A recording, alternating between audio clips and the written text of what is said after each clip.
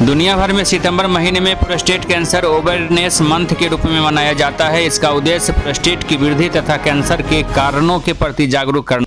इस शो के प्रायोजक है मां भवानी डेकोर प्राइवेट लिमिटेड, मतलब a complete floor solution, new 0 mile Dadar road Muzaffarpur. है लोगों को अपने जीवन के शैली में सुधार लाने के लिए जागरूक करना है, ताकि जीवन के घातक प्रोस्टेट कैंसर से लोगों को बचाया जा सके। इस लिहाज से जागरूकता अभियान की शुरुआत की गई है। एक प्रेस कॉन्फ्रेंस में डॉक्टर साकिब साहब ने इसके बारे में विस्तार से जानकारी दी।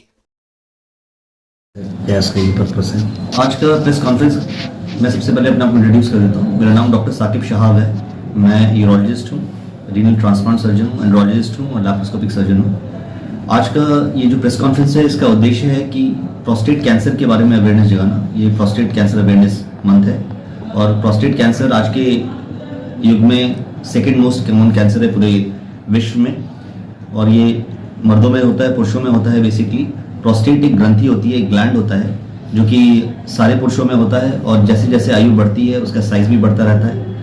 ये इसलिए इम्पॉर्टेंट है क्योंकि बहुत ऑलमोस्ट 70 to 80% जो पेशेंट्स होते हैं उनको बिनाइन प्रोस्टेटिक डिजीज होती है, मतलब वो कैंसर नहीं होता है, लेकिन उनमें से कुछ मरीजों को प्रोस्टेट कैंसर भी होता है, और दोनों में जो सिम्टम्स होते हैं, जो लक्षण होते हैं, वो ओवरलैप करते हैं। इसलिए कई बार पता करना संभव नहीं रहता है। इसलिए जब भी आपको, या जो भी मतलब वृद्ध मरीज हैं, 55 से ऊपर के जो मरीज हैं, उनको पेशाब की धार पतली हो जाए, बार बार पेशाब आने लगे, पेशाब बहुत तेज लगने लगे, पेशाब शुरू करने में दिक्कत होने लगे, पेशाब में रक्त आने लगे, या कमर में दर्द होने लगे, पैरों में दर्द होने लगे, या रात में बार बार उठना पड़े, तो वो आके एक बार अपना इवैल्यूएशन करा ले।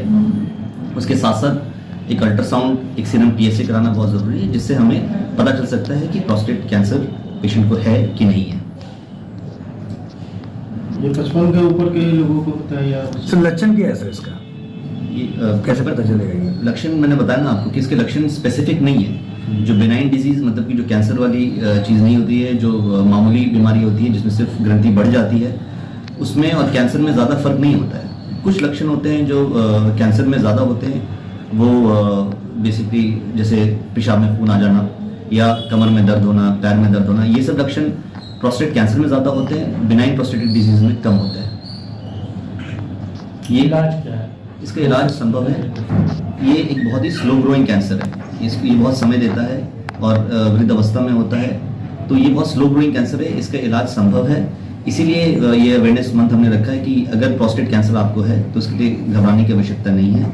अगर आप सही विशेषज्ञ के पास चले जाते हैं तो उसका उपचार संभव है। इसका ट्रीटमेंट मल्टी मोडालिटी ट्रीटमेंट है। पहले तो हमें पता करना पड़ता है कि ये कैंसर है कि नहीं। वो पता करने के लिए हमें एक बायोप्सी लेनी पड़ती है। बायोप्सी लेने से हमें पता चल जाता है कि पेशेंट को कैंसर है कि नहीं है। उसके बाद फिर हम उसकी स्टेजिंग करते हैं। बहुत सारी चीज़ें होती हैं जैसे CT स्कैन, MP, MRI, इन सब चीज़ों से उसकी स्टेजिंग करके हम पता करते हैं क्या स्टेज है। जो अर्ली स्टेज के कैंसर होते हैं उसमें ऑपरेशन संभव है।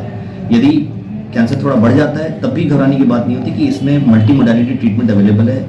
ऐसे एडवांस्ड दवाएं अवेलेबल है जिससे मेटास्टैटिक कैंसर, जो फैले हुए कैंसर, उनका भी इलाज संभव रहता है, मतलब बहुत हद तक संभव रहता है, और आपकी जो क्वालिटी ऑफ लाइफ होती है और जो लाइफ स्पैन होता है वो दोनों बढ़ सकता है। बिहार में इलाज है?